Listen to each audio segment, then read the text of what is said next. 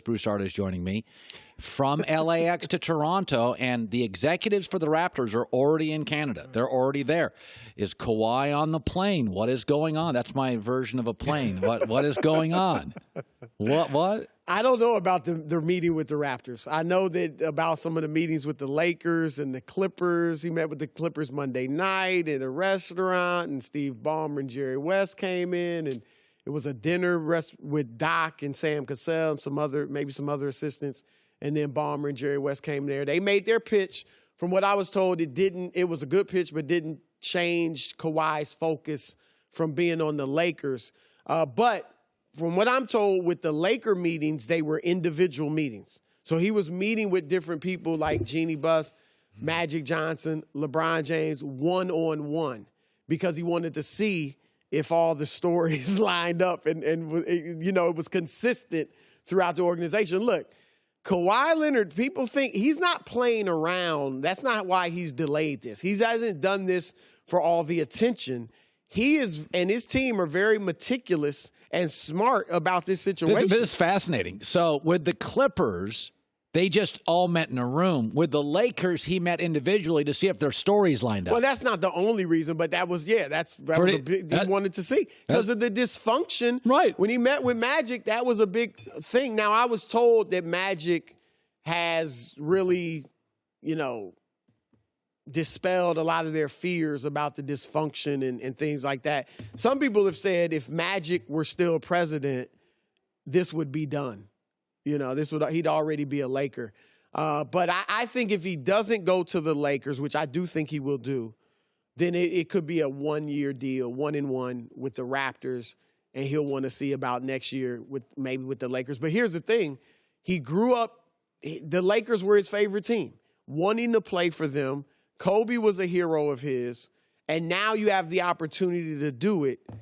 It's hard to see him passing that up. So he loved Kobe. He was a Kobe fan. You think Kobe's called him? I don't know, because Kobe's so attached to Rob Pelinka. And Pelinka has not been a huge part of this process. He has not? No. If Kawhi goes there, it'll be, not that he has anything against Pelinka, but it'll be like Pelinka's not a driving force in this. The two people Lakers fans should thank the most if this happens is Magic Johnson and LeBron James. Since 2010, we've had 7 different NBA champs. People are freaking out. I still contend, even if they get Kawhi, they should be a favorite, but they'll have no bench. If they don't get Kawhi, I don't feel like LeBron, AD, and Kuzma are a title team. Well, if they don't get Kawhi, then it's just wide open. And I'd say they could be as good as the Clippers. They could be as good as the Warriors. They could be as good as the Rockets and the teams in the East. Like, it'll be open. You know what I mean? And so the Lakers will be fine. Obviously, they'll be tremendous if they get Kawhi. But they'll be fine without him because you still have LeBron and AD. You still have 2 of the top, 5, 7 players in the world. I talked about this to start my show today. I said we see parity as we see mobility as a parity killer. It's a parity creator. In college basketball, when we didn't have mobility, UCLA won 10 titles in 12 years.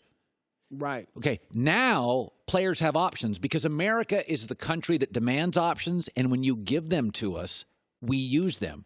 You're right, because in the 80s in the NBA, which was the golden era, there was no mobility. And you had 5 teams make the finals. And not just win it, make it. Okay, and about 2 dominated the league. Right. The Celtics and the Lakers won 8, I believe, of the 10 years. Think about this. Kevin Durant's leaving a dynasty. Jimmy Butler's leaving a better team. Kyrie left LeBron. When you give Americans, especially Americans with talent, options, we take it.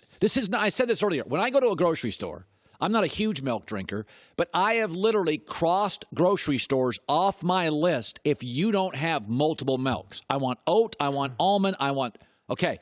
Like in America, I'm demanding options. If you can't give me in your bundle sports, then I won't buy your bundle, your Hulu, your Amazon bundle. So my point is, in the NBA, we're all fearful because these players get together, but they also leave faster than ever. And look, the super team era, what ends up happening is you get the best of both worlds. It's always great to have a villain or a dynastic type team. You know, there's somebody that people can love and hate. So you had Miami, you had, the Golden State Warriors. The thing is, those two teams, while we had the team we want to love or hate, which draws, people to the sport. But then, like you said, you also had competitiveness and parity.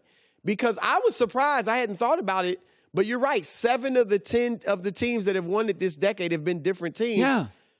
The Miami Heat super team did not dominate like expected. They won 2 out of 4. They needed a Ray Allen, like a Bobby Thompson home run. They needed a Ray Allen shot to win 2. Right. They really should have won 1 of 4. If you had told me the night LeBron decided he was going to Miami that they were going to win 2 of the next 4 titles, I would have said, that's it? That would have sounded like a disappointment.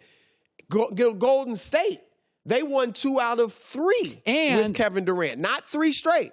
And trailed the second year to the Rockets and probably lose until Chris Paul gets hurt. Possibly. The big 3 in Boston, 1 title. Right. They never last as long as we think. Like New England is just, we thought the Seahawks dynasty was going to last forever. Then the defense didn't like the offense, got mad at Pete Carroll. We thought the Niners with Harbaugh were going to last forever. And then the owner and the GM. These super teams and these young dynasties, there's a lot, players are richer than ever. There's more social media gassing up. They just break up sooner. And you know what it does, too? It creates storylines. The NBA is riding off, and this tremendous growth in popularity is based on storylines. I think David Stern, I've said before, he's the greatest commissioner in American sports. I thought he had obstacles in his path that the NFL and Major League Baseball did not have. And the way he grew the NBA was by marketing individuals. Yeah. Okay? That is morphed now in this day and age into storylines. And that is what is driving the NBA. Everybody's interested in the storyline. Last year was a great season, even though we all felt Golden State was going to win it, because you had all these storylines.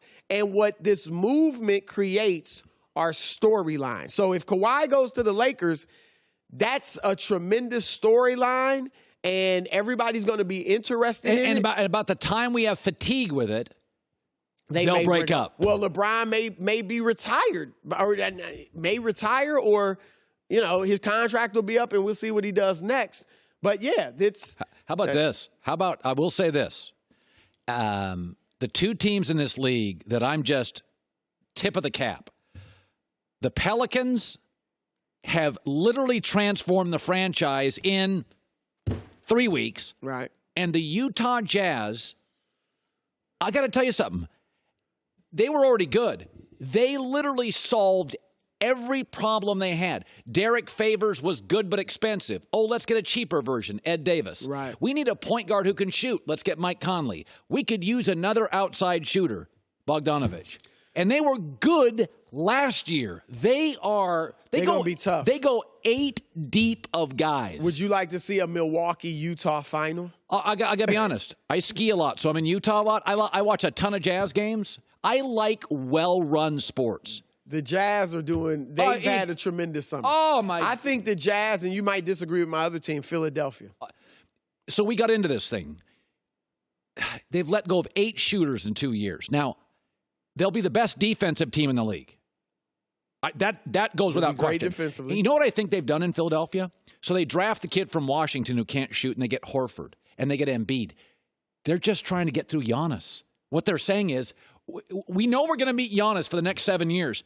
So Simmons is long, and Embiid's long, and the kid they drafted out of Washington's long, and Al Horford's big. They're just getting big because they sense, it's almost like when Shaq was in the West.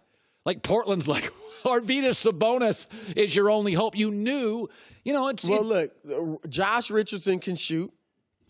He's not J.J. Redick, but he's a good shooter. He's athletic. Tobias Harris can shoot. Not a straight-up knockdown shooter, but he can shoot it well. Al Horford can stretch the floor and shoot. And I've said for the past 2 years, you've heard me multiple times, Ben Simmons and Joel Embiid are not mature enough yet to win big. Now you bring in Al Horford. Teach them, show them how to be professional. That solves a lot of their problems. And if I'm Philadelphia, this is the year I'm kind of deciding, okay, can I keep Embiid and Simmons together?